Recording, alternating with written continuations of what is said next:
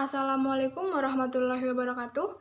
Perkenalkan, nama saya Atika Rohmawati, NIM 25 dari Prodi Pendidikan Bahasa dan Sastra Indonesia kelas 3A. Di sini saya akan menjelaskan mengenai gaya bahasa yang terdapat dalam Sajak Sebatang Lisong karya W.S. Rendra. Gaya bahasa atau biasa disebut dengan majas ini digunakan untuk menyampaikan pesan dengan cara yang imajinatif berupa kiasan. Gaya bahasa atau majas juga dapat dikatakan sebagai cara bagaimana seorang pengarang cerita mengungkapkan pemikirannya lewat bahasa-bahasa yang khas dalam uraian peristiwa. Dalam Sajak Sebatang Lisong terdapat beberapa majas. Di antaranya, yang pertama, majas pleonasme. Majas pleonasme sendiri adalah majas yang menambahkan keterangan pada pernyataan yang sudah jelas atau menambahkan keterangan yang sebenarnya tidak dibutuhkan. Majas pleonasme dalam Sajak Sebatang Lisong terdapat pada kutipan matahari terbit dan fajar tiba.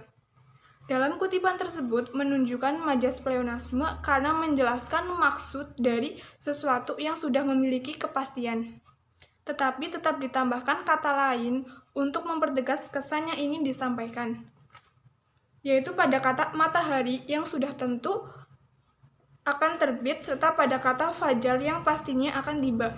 Yang kedua, ada majas personifikasi. Majas personifikasi adalah majas yang memberikan sifat-sifat manusia pada benda mati. Dalam Sajak Sebatang Lisong, majas personifikasi terdapat pada kutipan membentuk meja-meja kekuasaan yang macet dan menjadi karang di bawah muka samudra. Dalam kutipan tersebut menunjukkan majas personifikasi karena terdapat suatu kata yang menggambarkan sifat-sifat manusia yang digunakan oleh benda mati, yaitu terdapat pada kata meja-meja kekuasaan yang macet. Meja merupakan suatu benda mati, sedangkan kekuasaan dan macet merupakan suatu kata sifat yang biasa digunakan oleh manusia. Dan juga terdapat pada kata muka yang merupakan bagian dari anggota tubuh manusia, sedangkan samudra merupakan benda mati. Dalam kalimat tersebut seolah-olah menggambarkan samudra memiliki sifat seperti manusia yang memiliki muka. Yang ketiga, ada majas metafora. Majas metafora merupakan majas yang melukiskan sesuatu dengan perbandingan langsung dan tepat atas dasar sifat yang sama atau hampir sama, yang mana dalam penggunaannya menggunakan kata kiasan. Majas metafora dalam Sajak Sebatang Lisong terdapat pada kutipan berkunang-kunang pandang matanya. Dalam kutipan tersebut menunjukkan majas metafora karena mengungkapkan suatu perbandingan. Kata berkunang-kunang dalam kutipan tersebut memiliki arti suatu keadaan ketika kepala pusing dan berasa akan pingsan. Yang keempat, ada majas hiperbola. Majas hiperbola adalah majas yang menyatakan sesuatu secara berlebih.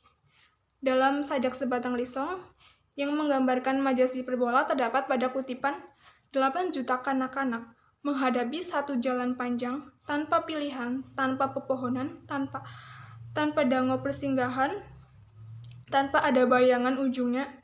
Pada kutipan tersebut termasuk majas hiperbola karena terdapat beberapa kata-kata yang ungkapannya dilebih-lebihkan. Yang kelima, ada majas metonimia.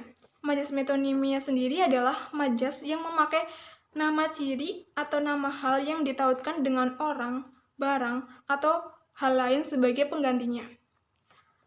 Dalam Sajak Sebatang Lisong, kutipan yang menggambarkan majas metonimia terdapat pada kutipan menghisap sebatang lisong pada bait yang pertama. Pada kutipan tersebut mengungkapkan majas metonimia karena terdapat kata yang menautkan dengan nama barang atau hal sebagai gantinya, yaitu pada kata lisong yang artinya rokok. Sekian pembacaan analisis gaya bahasa dari saya. Terima kasih. Mohon maaf bila ada kesalahan. Wassalamualaikum warahmatullahi wabarakatuh.